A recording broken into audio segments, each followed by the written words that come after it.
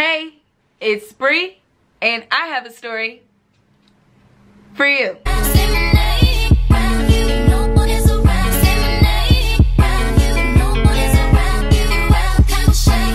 If you've been here before, thanks for stopping by.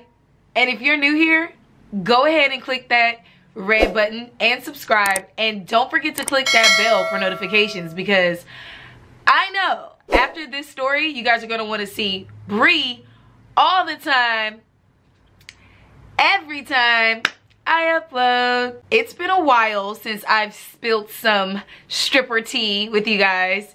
And it's honestly because I am so self-conscious talking about this topic on my channel. My little cousins are subscribed to me. You know, my channel's growing. More people are seeing me. And it's not like I'm like running away from my past or like anything weird or negative like that. It's just I'm personally self-conscious, like putting myself out there. Out of all the things I've talked about on this channel, this is one topic where I'm like, Eventually, I want to give you guys a story time telling you guys exactly why that chapter of my life had to close. And it only makes sense to give you guys all the stories leading up to that like final moment or that final situation, because then it would just be a nice flow. You know what I'm saying? I like my channel to flow and make sense. So let me tell you guys about my experience getting bullied in the strip club. Yeah, when I was looking for inspiration to do this story time, I did not really see anybody else talking about this experience. And I was like, wait, no, I cannot be the first person to make a video talking about getting bullied in a strip club, because I know that that's not just my reality. Like, I know that other girls experience this, or you know, maybe they're nervous going into the strip club environment that is going to happen to them. And I'm here to tell you that maybe it will. I mean, but here's my story. Let's get into it. So this story time takes place 2 years ago, or maybe about like a year and a half ago. And this is when like I first started. So if you guys saw my story time on how I became a stripper, I pretty much told you guys that when I auditioned, I was all over the place. Like, I treated the club like it was like a house party. Like, I was really doing my thing, you know what I'm saying? And I didn't know at the time, like I was so naive about what it really took to be a stripper. I thought you just had to show up, be a girl, and be willing to get naked. But it's like way more than that, you know what I'm saying? Like, way more. I was like a baby stripper, brand new stripper, and because of that I had to work day shift. Like I said, when I first started, I didn't know the etiquette. I didn't know the difference between like day shift girls and night shift girls. I didn't even really know how like the day shift operated, because in my mind people only went to strip clubs at night. Like, I didn't even know strip clubs was open in the daytime, TBH. In the day shift, I started to realize that I was working with veterans. Like, I was working with girls who have been in the club.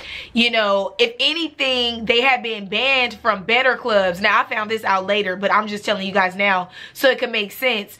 These were girls that have been in the game. They were actually really good, and they only worked day shift because they didn't want the drama and they didn't want the competition of like night, you know? And also working in the day shift at the club that I worked at, it was just easier to finesse. And I'm gonna get into that too. When I was new, I would come in the day shift.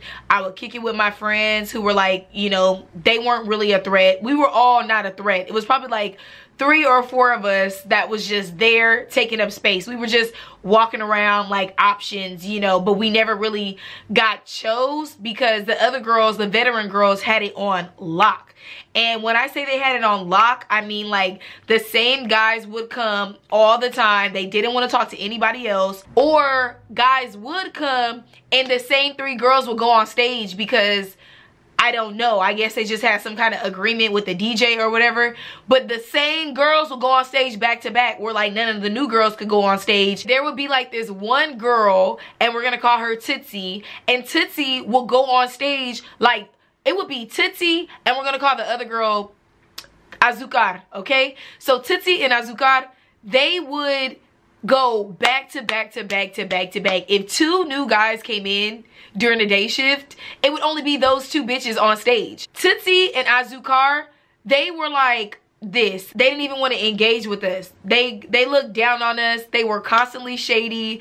They would do underlining shady things like hog the stage every time a new customer came in. Like, if that's not a good enough example of what they did, I mean, they would sit at the bar when girls would dance and like snicker under their breath. Like, what is this? Like, what is this? Like, what are we, 15? Like, why do you have to sit at the bar and judge other girls and you know that they're new? And there was a time in your life when you were new. So they would just do stuff like that. I would notice that every time at 7 o'clock when the day shift would be over, Azúcar and Tootsie would leave. Like, they would be out of there. They didn't never wanted to work a double shift, and I would think that that was suspicious, because if nobody would come in on a Wednesday day shift would be terrible.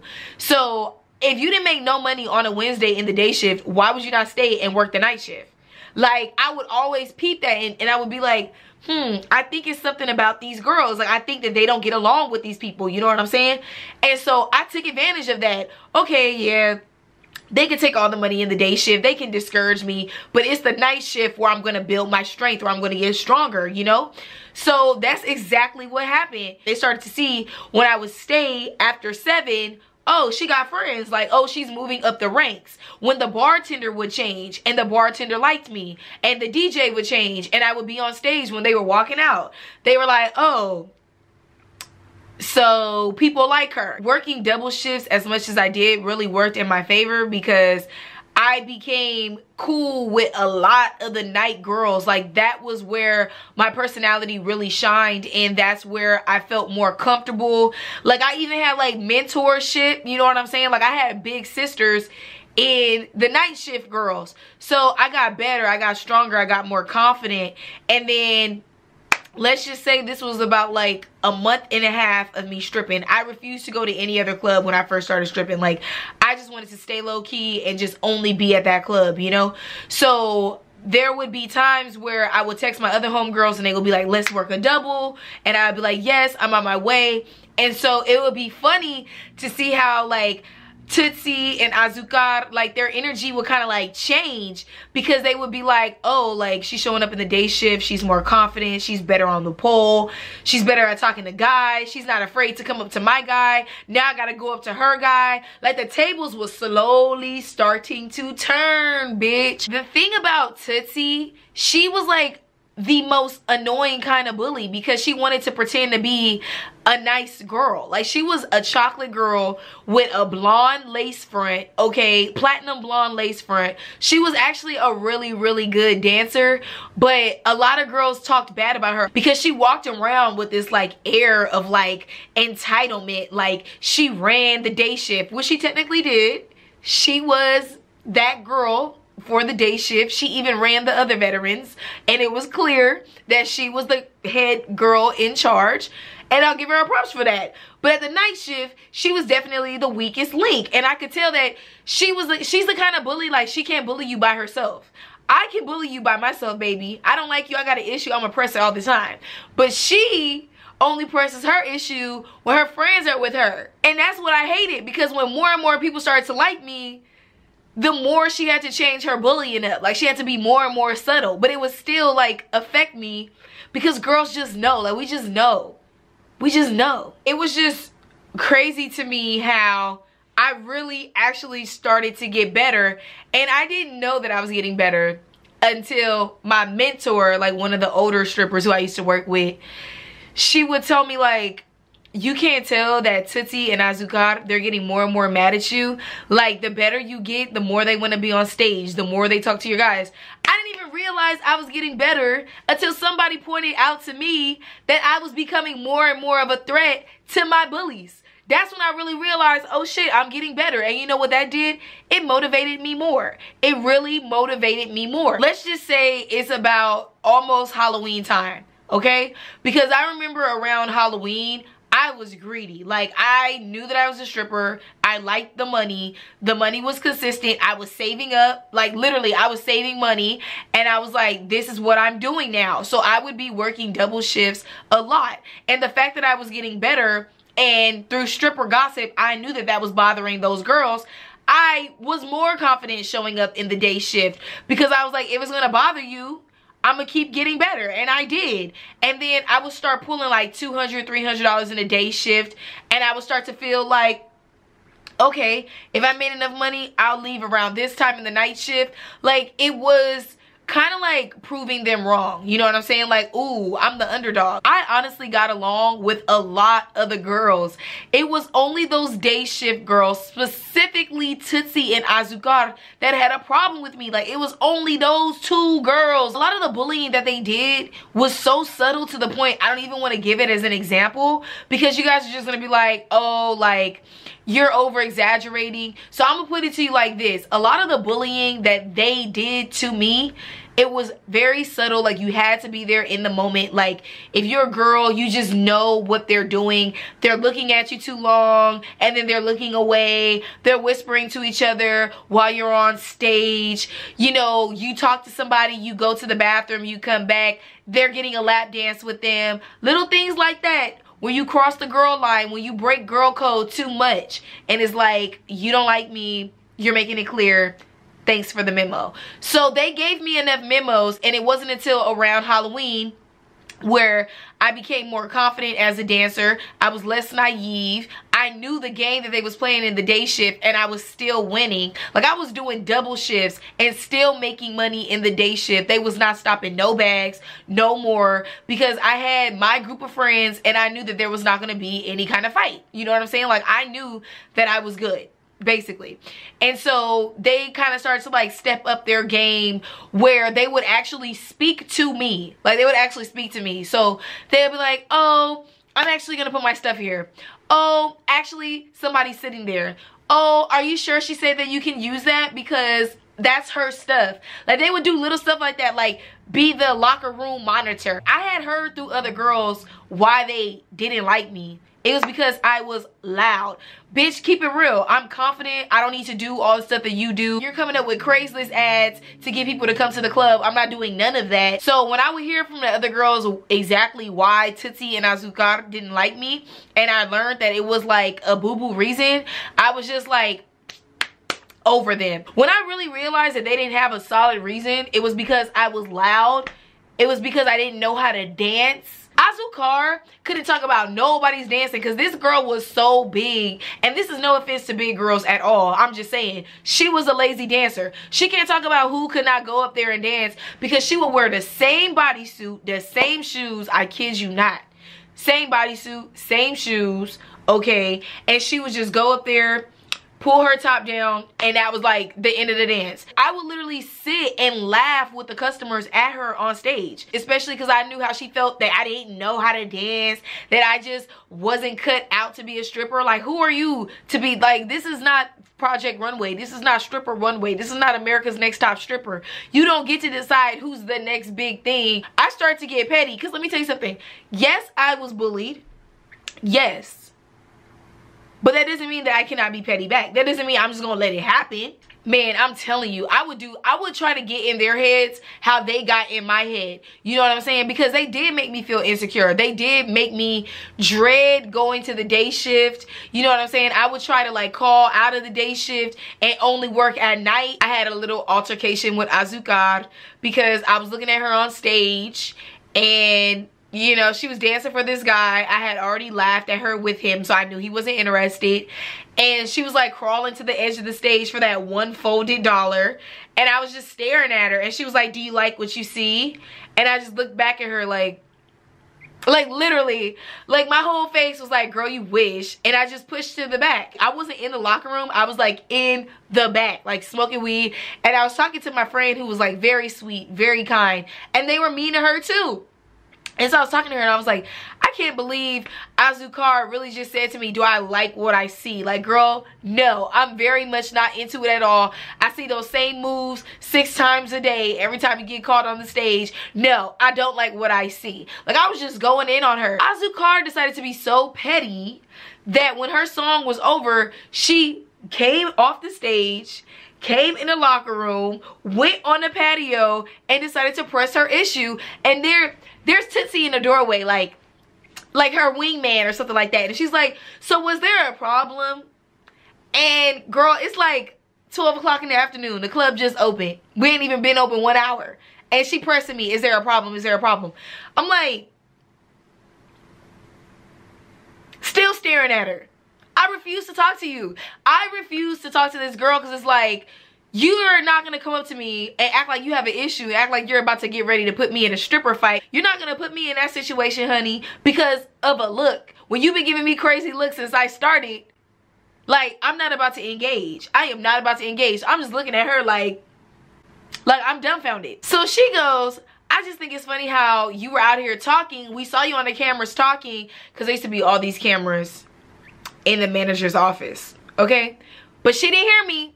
She saw me, but she didn't hear a thing, period. And she's like, yeah, it's funny how you're on the cameras and you're talking and you have all this stuff to say, but when I come out here now, you're quiet. And I'm looking at her like, well, don't you have a lot of stuff to say about me? Actually, honey, I never talk. She was literally one of those girls. If you're one of those girls who go, actually, honey, you did it.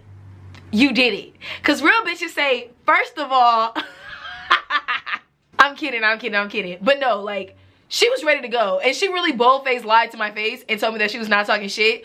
When I heard from multiple girls that she actually was. I asked other girls, like, when I actually cared, I would ask other girls, why do they do this? Like, why every time I'm supposed to go on stage? Like, there would be times where I literally heard my name, my dancer name called, and I'm walking up on stage and the DJ's like, oh no, sorry, Tootsie, actually, sorry about that. I go to the DJ, he's like, oh no, don't worry, sorry, it was a miscommunication. But she went up twice, oh no, don't worry, it's just because we want to put our best girls out first. There's only 2 guys. How many times can you show the same girl to 2 men? As I tell this story, I can't give you a logical reason as to why these girls just decided to make me their arch enemy. They would bring other girls in on their hate, but these were all girls that could not bully me individually, and me and my friends knew this.